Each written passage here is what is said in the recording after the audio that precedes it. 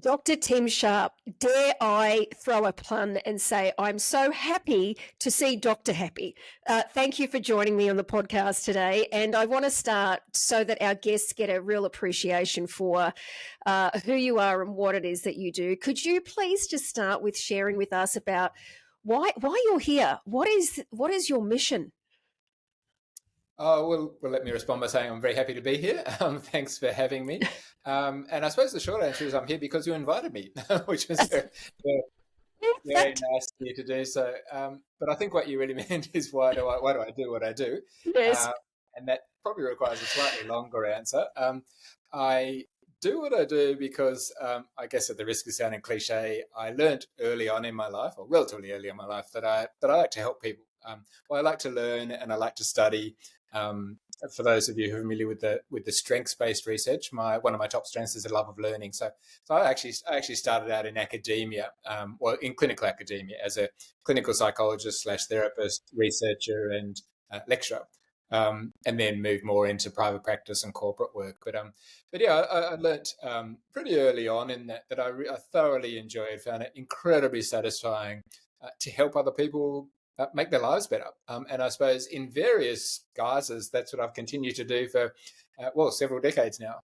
Yeah, look, I guess we'll know that, we've got a very keen interest in talking to you specifically about a book that you've just had come out and many other things. But given what you've just shared straight off the back, Tim, one of the things I do want to ask you about, because I was listening to an interview recently with Adam Grant, who internationally is extraordinary in his work with working with organisations as an organisational psychologist.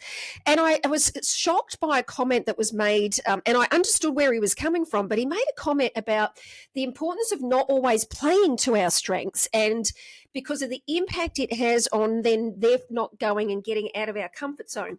But look, the reason I bring it up, Tim, is I'm interested in your view about that straight off the bat, because you did just highlight there that the area of your strengths of love of learning. So from your perspective, this area of playing to one's strengths, what's your view about that?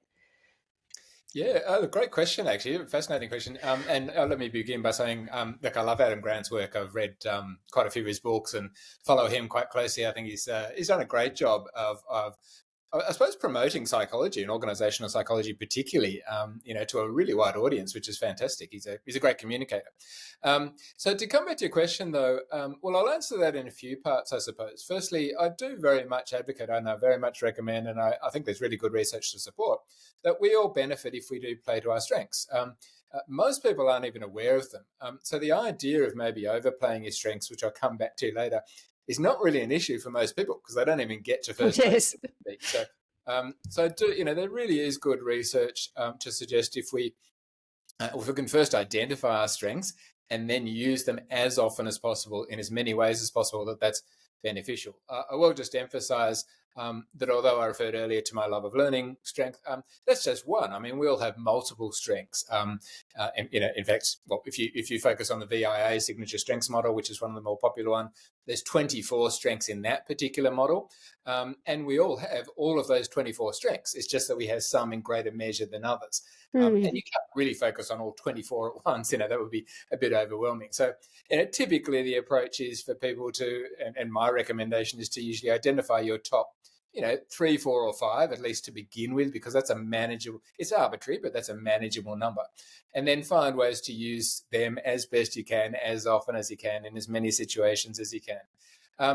Then there are two sort of caveats to that, I suppose. There is a phenomenon whereby we can misuse or overuse. I don't like to use the word overuse, actually. It's more about misusing or inappropriately applying our strengths. And that's very much something we need to be aware of.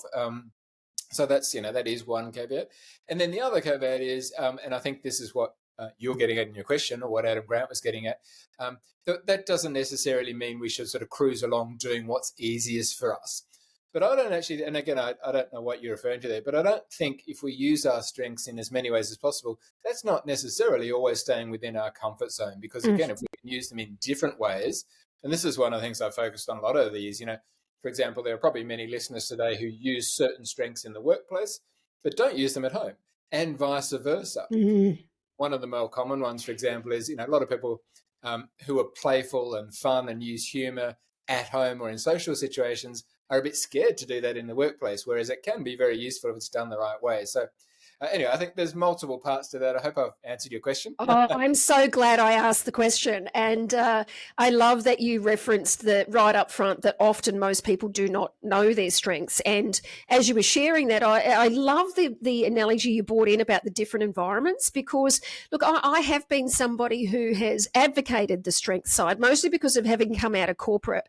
I noticed there was a tendency when we're looking at personal development plans that the conversation would anchor on your weaknesses and how can you improve your weaknesses. And I'm like, are you serious?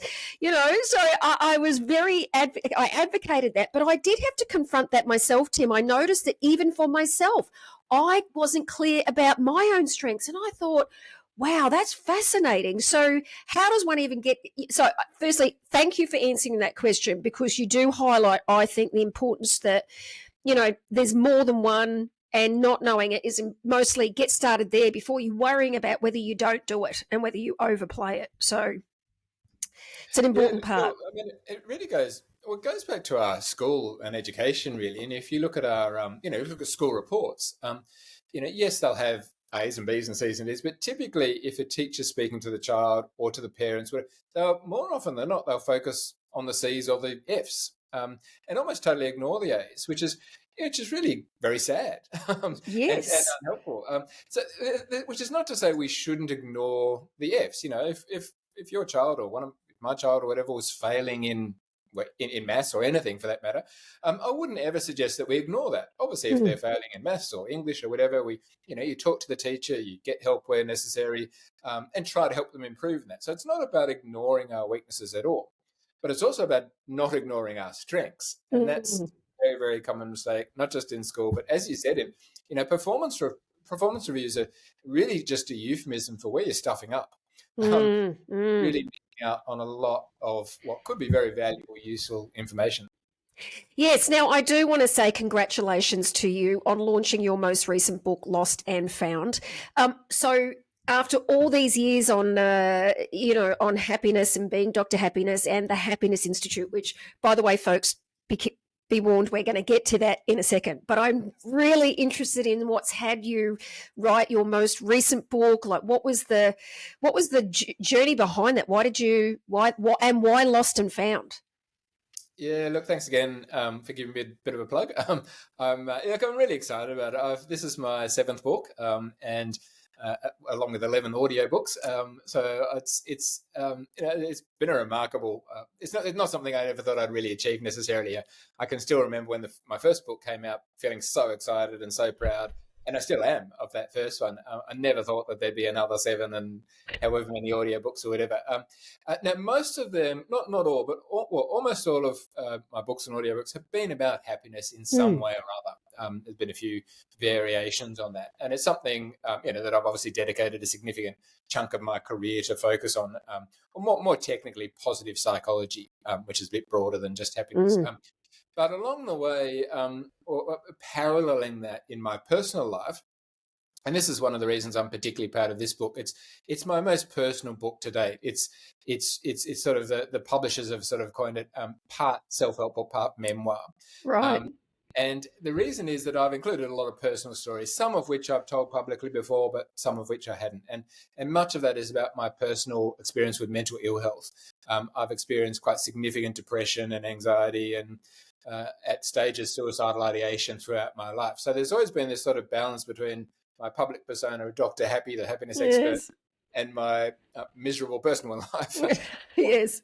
A better descriptor. And again, I have started to share some of that in more recent years. But I guess after many, and the idea behind this has been brewing for a long time, I should say that. And eventually it sort of started to take shape about bringing those sort of two together, and the idea that you kind of almost can't have one without the other.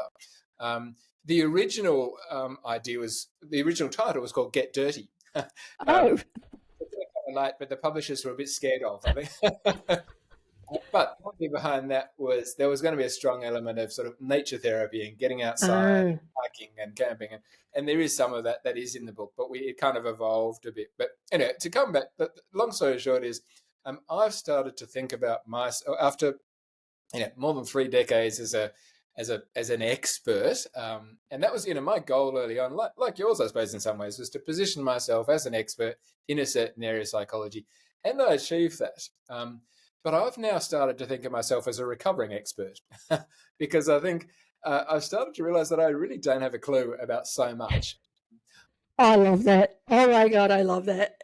I've got 3 degrees in psychology. Spent years and years researching and writing and helping other people. And I hope I have helped other people through that. I know I have. But I also know there's so much we don't know. And I guess one of the messages in this book is that it's okay not to know. It's okay to be lost.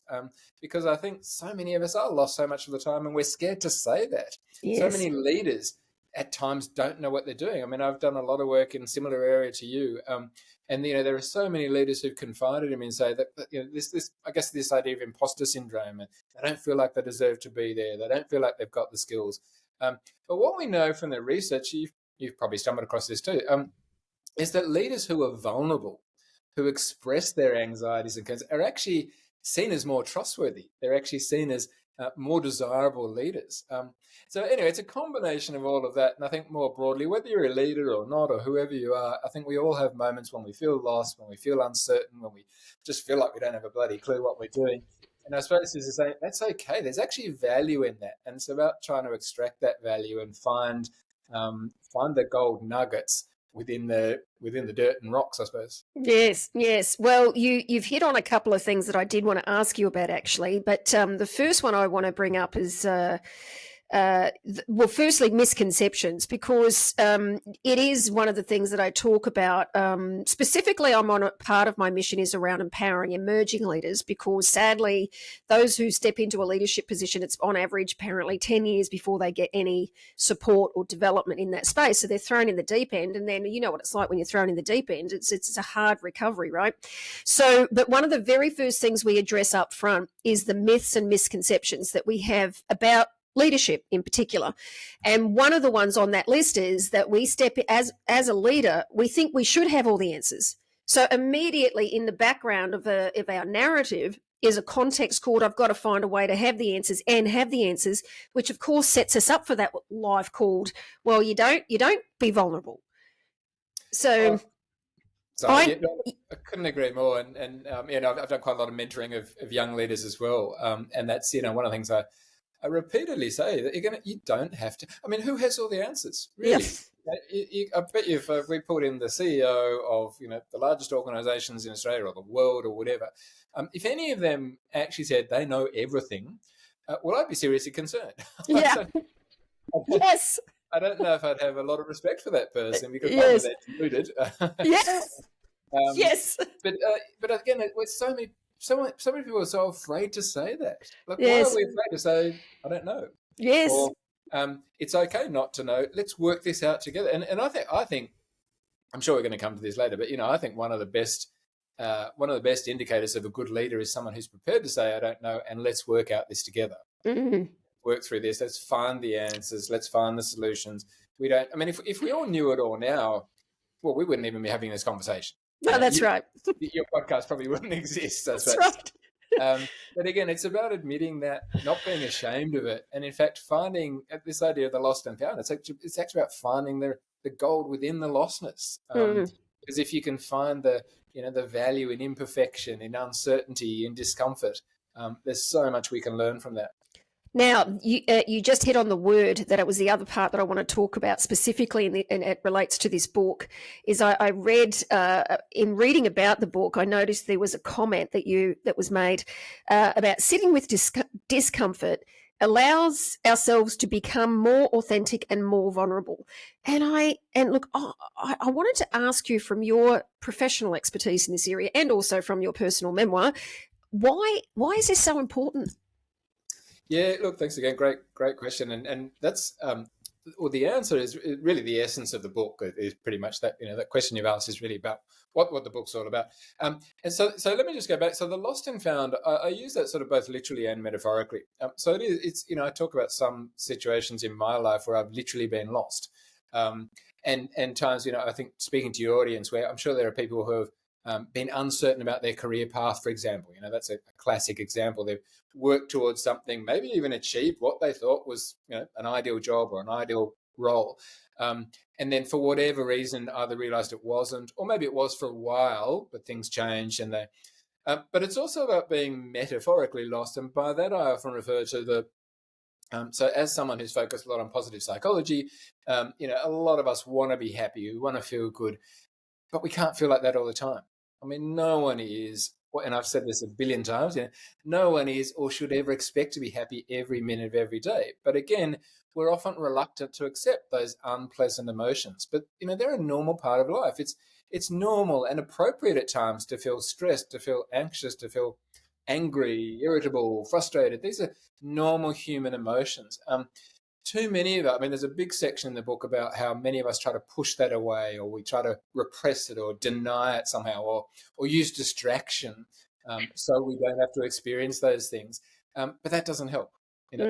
So there's a lot of research in a lot of different areas. So this is about learning to sit with the distress, which ultimately is a far more effective, in the long term, a far more effective and useful strategy. So, it's about allowing ourselves and actively seeking out lostness in both literal and metaphorical way. Well, I certainly don't need to go looking for it, that's for sure. In fact, I want to, because you're right. Look, we didn't need a pandemic, right, to tell us things were already pretty difficult for a lot of human beings, and that life is uncertain. It will always be uncertain in reality. But it certainly did put a spotlight on that because of what impact it had on people being taken away from their work environment, and that left people definitely feeling very lost. But I want to ask you a question, given that given your expertise as in psychology.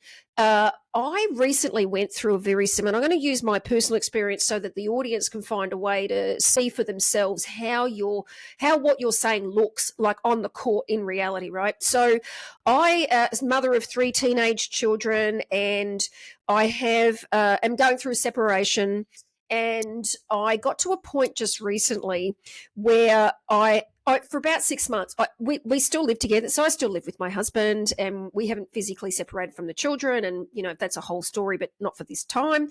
But I had a girlfriend of mine who's just taken an emergency trip to the UK. And she said, look, would you house sit? I've got cats. Would you come? And I'm like, yeah. She's like, are you sure? Can you be away from your children? And I'm like, are you kidding me? 3 teenagers in the house and you're giving me a break? Now, in the background, I have been failing at making a decision to actually exit the house because there was a whole world of discomfort that was present with me in the decision, right? So I hadn't resolved that at that point. Now, here I was, right? She gives me the opportunity. I'm like, yeah. 24 hours later, I wake up and I go, that's such a bad idea. Like, what are you doing? Who are you as a mother? Like, you shouldn't do that. You should be here. A whole stack of stuff, right? But I want to come to the point. And the point is sitting in the discomfort and what happens to our brains as a human being. Because whilst it looked very easy and straightforward to most people, and most people would say, get out of there, of course you would go do that. The day that I left, I almost struggled to get in the car physically. Like, felt paralyzed. I started getting heart palpitations, was having difficulty breathing, and all I did, and I said to myself, you just got to put one foot in front of the other and keep moving forward in that direction, no matter how difficult your physicality of this is. So my question is, Mr. Dr. Tim Sharp, I am interested in educating those who are listening about not taking things personally, is my point. But what happens to us as a human being when that happens? Like, why does it occur that something that seems so simple leaves us in a state of discomfort? How does that happen? Well, firstly, thanks for sharing. Sorry about some of the challenges you're facing and difficulties. But it's a great example. And I think it's something I'm sure a lot of people will relate to in one way or other. I guess maybe before I directly answer that question, I'll go back to a question that I often ask, audiences I'm working with or clients I'm coaching, whatever. And that's, as I often ask people something like, think about your greatest achievements or the things, those things in your life that have provided you with the greatest level of satisfaction, accomplishment, achievement. Um, and then I just say, look, was that all easy? Was every step along the way easy, comfortable? So, and it's pretty obvious what the answer is. I think we all know that if we think about, completing it, writing a book, completing a degree, running a marathon, a triathlon, whatever, raising kids, those things that are most satisfying at the end of the day, give us a greater sense of accomplishment and achievement, are almost by definition some of the hardest things. Mm. Because if it's really, really easy, then again, almost by definition, you don't get that sense of accomplishment. You don't almost like deserve it in a way. But again, we're often reluctant to admit that, to enjoy that positive sense of satisfaction, we need to do that hard work, which is facing up to discomfort. And I guess quite literally, if you're training for a marathon or something, you have to literally go through pain, going to the gym, running, doing the hard work is uncomfortable.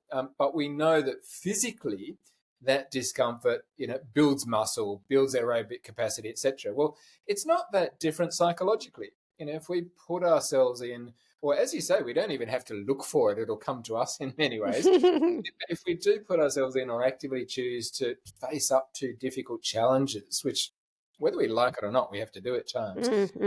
And in the same way, we grow psychologically. We build resilience, we build grit, we build psychological strength, whatever you want to call it.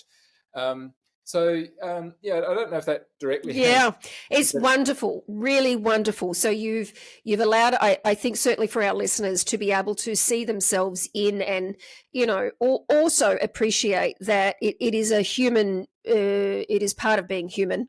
There's not something wrong with you, and I want to actually now. It's a perfect segue to something else that I read in your material, which you said. Actually, I think it was on one of these videos on your website, actually. You say unrealistic expectations are a recipe for disaster. And now I laugh. My listeners know, Tim, that when I laugh, it's not because I'm laughing at something. It's because I resonate well with something. But the reason that struck me, number one, was because something that you just said, but also I've noticed this coming up a lot recently in conversations. And, I've often heard myself saying, your expectations are the root of all evil.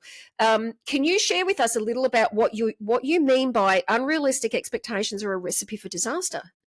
Yeah, look, I can answer that in a couple of ways, I suppose. And going back to the point I made earlier about, that no one's happy all the time, that's one of the greatest underminers of happiness is the expectation that we should be happy all the time. And yet, it doesn't take too long to think about. I mean, if you can imagine someone that was happy every minute of every day, it's absurd, really. I mean, again, and I'd be concerned about that person if someone said literally said they were happy every minute of every day. It's not unusual or unhelpful in principle to have expectations. That's part of the way our brains work. Our brains are sort of future predictors in some ways. And so part of that is, what will happen or what might happen. And that can be beneficial if we then plan or prepare or do what we need to do to deal with whatever's around the corner or whatever's coming next. However, if or when those expectations are unrealistic, which they will be for all of us at some point in time, it's a common mistake we make.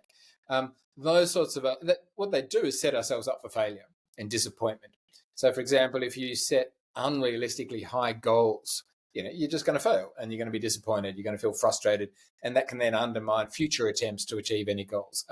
Whether those expectations around expecting too much happiness, expecting too much of yourself. I mean, you referred earlier to some of those. You implicitly referred to some of those expectations about being a mother. There are all sorts of expectations about what a mother should or shouldn't do. And as a father or a leader, or the expectation that a leader should know everything. Unrealistic, unhelpful, and again sets ourselves up for disappointment, frustration, and really doesn't help anyone at all. One of the keys then, not just to happiness but to success in life and having a good good mental health, I suppose, is trying to ensure that our expectations are as realistic as possible. Mm. We won't get it right all the time. I mean, it's an unrealistic expectation to expect to get your expectations right all the time. But as long Yes, as we're, as long as we're mindful of it and catch ourselves as best we can, as often as we can yes. minimise, some of the downsides that come from that. Well, I'll give you one back about the word of expectation. So, what is it? What is your expectation of this book? You're lost and Oh, found. well, that's an interesting question. I hadn't really thought about that actually. Look, to be honest, I don't have. I've said I've written a number of books before, and so I'm relatively experienced in this world of publishing. And I know, to be perfectly honest, and with all due respect to the bestsellers out there, there's a bit of luck involved. Uh, there's a bit of luck about having the right book at the right time, or getting the right publicity, or if some media picks it up and you get more free PR, whatever. That's fantastic. So to be honest, I don't really worry too much about that. I'm really proud of what I've done. I guess it's that idea of focusing on what you can control and accepting what you can't control. I worked really hard on the writing. I spent months and months writing it, then months and months editing it. I'm really, really happy with where it's at now. The success from here on in, I think, is it's partly out of my hands. So it's up to the PR and marketing people from the publishers, and a bit of partly luck. So I'm Mm. just happy that it's out there. I'm relatively confident that at least some people will find it useful. If it goes anything beyond that, then I'll be super stoked. So let me ask you then. I'm going to ask you a similar question, but I'm going to I'm going to frame it with a different context. What is if so? I often use the Merlin principle with my people and leaders. Stepping out there in the future with all future wisdom and clarity and great success. So you've just sold 10 million copies of this book, and you've got 10 million people in the world reading it. What is the one thing you'd love to see them take from this book? Like, if I had to say, there's one reason why you should read this book, and it's this is what you can really expect to get from it. What would you say? That's a fantastic question, and not so necessarily something I thought about, because I do. So most of what I do these days is writing and speaking, and you're probably similar in some ways. And when I guess I think about this a lot when I'm speaking to an audience of 100 people, 1,000 people, whatever. And I've done enough of that over many, many years to know that not everyone in that audience is going to love me or love my message or think I'm fantastic or whatever. But I literally, every time I step on stage, I literally say to myself, if one person out there finds one thing helpful or takes away one tip, then I consider that a success. Mm. And I suppose that's almost the opposite of unrealistically high expectations. That's sort of fairly low expectation, but for me that works. And as I said, it's for me. I think that's realistic that at least one person will. So I suppose it's similar with the book in a way, and it's a very low goal in a sense. But I hope if at least there's one person out there who takes one thing, and I suppose the key message was probably two messages in a way that are linked. One is the idea of vulnerability, and this idea of accepting that we don't know everything, we can't do everything, we can't be sort of omnipotent or omniscient or whatever. We can't be happy all the time, all of that. So that idea of accepting that vulnerability. And then the sort of other side of that, or the other part of that, is self-compassion. And this has become a big, big part of my personal practice and my preachings and teachings. And that big part of the book actually is the idea that, okay, if we accept that it's okay to fail, to make mistakes, to be uncomfortable or whatever, then what we also need to do is take care of ourselves along the way, to be kind to ourselves when we do stumble, to be kind to ourselves when we do get lost. Because too often, and this has been a big part of my depression over the years, is that when I've failed, I've beaten myself up over it. When I've got lost, I've Right. felt that I'm stupid, I'm an idiot, I'm a failure, or whatever. Mm. And all that does is make things worse. And it's not what I would do to anyone else. Like, Mm. if I was talking to you and you were talking about you made a mistake with something, there's no way I would say to you what I say to myself. Yes. Yes. I'd be much more kind, much more generous, much more compassionate. And so I suppose that's what I've got much better, I'm glad to say, at practicing that myself. And so they're the sort of two parallel, matching parts that I guess, that it's okay not to have a clue, and that when Mm. you don't have a clue, be kind to yourself, be nice to yourself. Mm. Mm. Oh my goodness. I think people just need to get it for that. I mean, really, to learn how to do that for oneself, because it's not obvious to the external eye. how we look in reality and what we say to ourselves is markedly different. And again, I'm a huge advocate, and one of the things we don't talk a lot about that in leadership, and I made sure it was a point for me that in the module that we talk about communication, we could easily talk about all the external messaging and all of that stuff, but I'm like, what, actually what I'm mostly interested in is, what are you doing with your own intrapersonal communication? Because if you can get that right and you can get the message for yourself, you will be far more effective at being able to apply it for others. So, look, I honestly, I think for that reason in itself, Tim, I think people should just make something at it, because truth be told, even if we said we are pretty, yeah, I'm pretty good with that myself. I think that person's landed, like we've all got it at some level. So I want to jump to it now. Firstly, before I say this one, in the latest 2024 report on the global statistics for employee in the workplace has just come out, and just, probably no surprise that not much has changed. A huge proportion of people are, 34% of employees are thriving in their lives, which is not a very high number. And we've got 23% of people who are enthusiastic about their work. So, now, why I ask you about this is because, and firstly, folks, I'm only choosing one particular area. If you go and look up podcasts for any of the podcasts that Tim talks about, you've got everything from habit. I could talk to you about all of this. Habits for good sleep, habits for happy children, habits for action. But I want to talk specifically about another category that you've talked about, and that is habits for happiness at work. So, let me go to this. Is there any relationship between when that people get asked if they're enthusiastic or interested and involved at work? Is there any correlation to a desire of happiness or happiness at work? Yeah. So firstly, so thanks for bringing that up. I guess that's been probably the core focus of my work for the last 2 decades, is really something around happiness at work or positive culture in the workplace, different variations of that, engagement, etc. So, and what you're referring to there is one of the Audible audiobooks around habits for happiness at work. And in essence, if I were to boil that down to what are the sort of top 5 or top 3 messages, whatever one, it would be that it is possible to be happy at work. That might sound obvious, but there are things we can do, which again might sound obvious, but not enough people think about them or are aware of them or know how to practice them. But, no matter what so apart from the most extreme circumstances, in which case happiness at work might be leaving that workplace, but that's, again, let's not talk about that for now. That's probably a whole other discussion. But if we look at what can people do to enhance their happiness at work, then again, a lot of it comes back to this idea of focusing on what you can control and accepting what you can't. And there are a lot of things we can control. So we can control to some extent, even if it's not 100%, we can partly determine either the goals we set or that are set for us in the workplace, or if we can't, how we go about achieving those goals. So even if your boss or manager is saying this is what you have to do, which is common, that's not unusual to have KPIs or targets or whatever.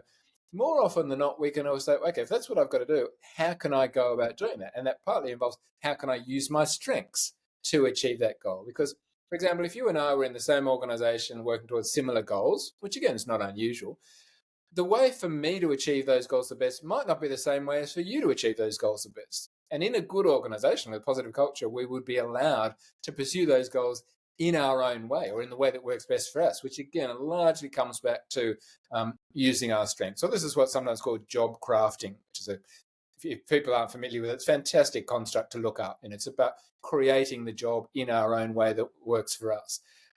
What we can also do is ensure that we look after our sort of both our overall health and well-being generally, and that means this is, I guess, what when I started out as a young fella, what used to be called work-life balance.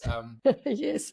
Things have changed over the years, but and I was never completely a fan of that phrase anyway. But I think most people know what I'm referring to. But that means ensuring that outside, we set reasonable boundaries. We get good sleep. We look after our get some exercise and diet. All those sort of basics are really obvious stuff. What are sometimes called the boring necessities, but they're important. And it's hard to be happy in any part of our life, let alone work, if we're sick and tired and miserable. So looking after those absolute basic building blocks will help us be a better person and a better employee, whatever it might be. Mm, Um, and also, there's also things like practicing, fostering hope about, that we can grow within our workplace, which has been found to be really important. The idea of growth, but also just simple things like, positivity and gratitude. I guess, in any, mm, and again, I've worked with literally thousands of clients in hundreds of organizations, and in every single one of them, you could say there's good and bad. Like, mm, there's no such thing as a perfect organization, and there's usually there's very few organizations that are 100% terrible either. Most of them are somewhere in the middle there. Um, and what we can do as individuals is focus more on what's going well, focus more mm, on the is within, and that doesn't mean ignoring the problems. We still should address them, but where there are significant problems in the workplace, and where we think we can address them, then what we can also do is adopt what's sometimes called a solution-focused approach, which is kind of a version of optimism in a way. But it's not about denying the problems, but it's about saying, what can we do about it? Who can I talk to about this? How can I make some improvements in this area? So there's all of those things, and then probably the final one. I mean, again, I could go on for hours about this, yes. but one final one that I will point out, because it's very possibly the most important one. If you look at, again, a lot of the happiness at the work research, or you might be familiar with some of the Gallup organizations Mm, research in this area around satisfaction at work. One of the things that time and time again comes out as one of the strongest variables when it comes to positive culture or happiness at work is connectedness. mhm, Having at least one person in the workplace that you consider a friend, for example. You don't need to be best friends with everyone. Again, that would be an unrealistic expectation. mhm, But trying to connect in some way or other with at least one other person, maybe a small group, can make a massive difference. If there's someone you can talk to about difficult times, or someone you can talk to share the good times, that's really important as well. So friendships, as simple as off as it might sound, friendships in the workplace are super, super important, along with all those other things and probably a few more as well.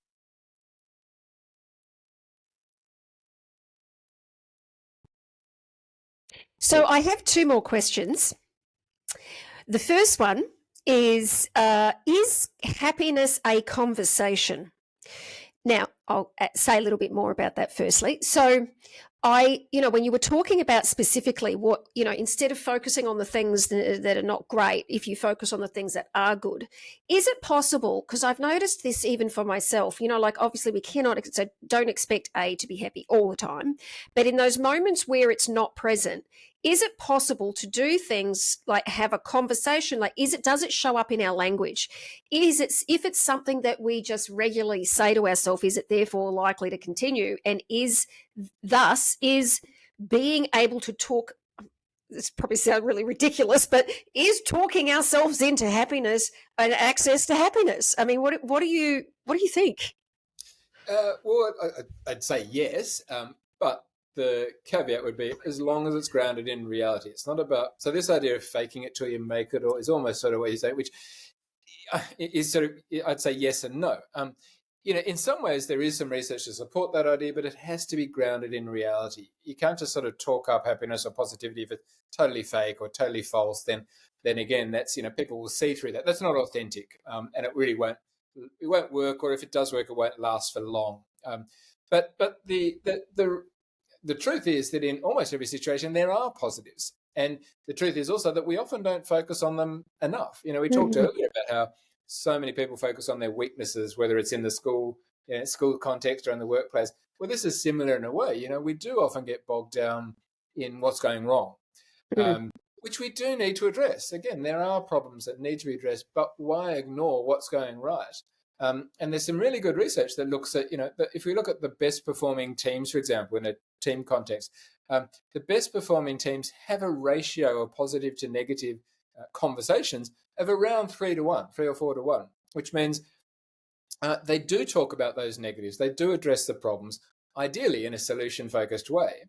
But for every one of those sort of problem conversations, they have 3 or 4 positive conversations about what's going well. Where are we having successes? Where are we winning? Where are we growing? Who's doing fantastic things, etc. And I think it's those latter ones that are, again, often, they're often overlooked, and I think they're often seen, that they're often not given the importance, the sense of importance that they really deserve. It now reminds me why I think my children, as they were under 10 years old, were so happy. Uh, A lot of positive reinforcement. Now, before I ask you my last question, the one thing I do want to find out from you is I'm really keen to ensure that people get a copy of your latest book. So firstly, before I throw to the last question, I do want to ask you, in terms of the best place for people to get a copy of Lost and Found and or connect with you, can you just give us a bit of a spin? Oh, look, thanks. I really appreciate that. Thanks for giving me the opportunity to give it a good plug. Look, I'll start by saying I'm a big fan of sort of supporting local bookstores, I guess. This is sort of it's a bit unrelated, but, I do think as convenient as it is to buy online, and you see, I buy lots of books and I do buy online because it's incredibly convenient.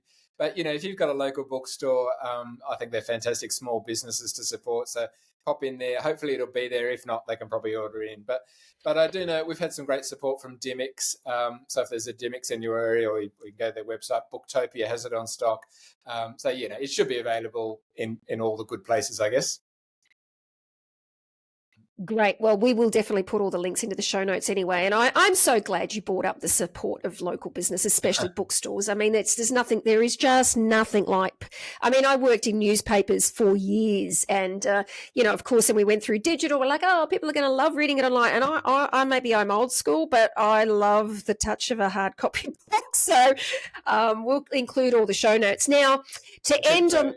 I did actually forget. Thanks for it. So it is available as an ebook, and it will be available on Audible as well. So yeah, that's. Oh, good. Well, chances are I'll probably find that I'll get that one first. But look, thank you. Firstly, before I throw my last question, I just really want to thank you so much for sharing so much about what you're up to, and especially thank you for gifting what it took for you to write your personal memoir and story inside of this book. And I certainly don't, I've not taken that journey myself, but I know enough people who've published stories to know that it takes something to do that. So thank you for doing that and being able to share your lessons with the world. And I'm looking forward to reading it. So my question to end on our conversation today is to invite you to complete a sentence for me. And it is, a leader is someone who... Well, for me, I would say a leader is someone who does what they need to do to get the results they want at that particular point in time with that particular audience or group. And by that, I mean a good leader is flexible. I really don't believe, and I believe the research supports this, that there's no one perfect leadership style. And so I suppose my answer then is that great leaders adapt their leadership style to suit the circumstances, to suit the audience, their team, and what's relevant at that particular point in time. So again, I really think it's around flexibility would be the key word, I suppose. Well, firstly, I love what you've just created, and I am very happy to have had you on the show today. Thank you so much for spending your time sharing about it today. And folks, please be sure to get yourself a copy of Lost and Found. Thanks again, Tim. Thanks so much for having me. Some great questions in there. Thanks a lot. You're very welcome.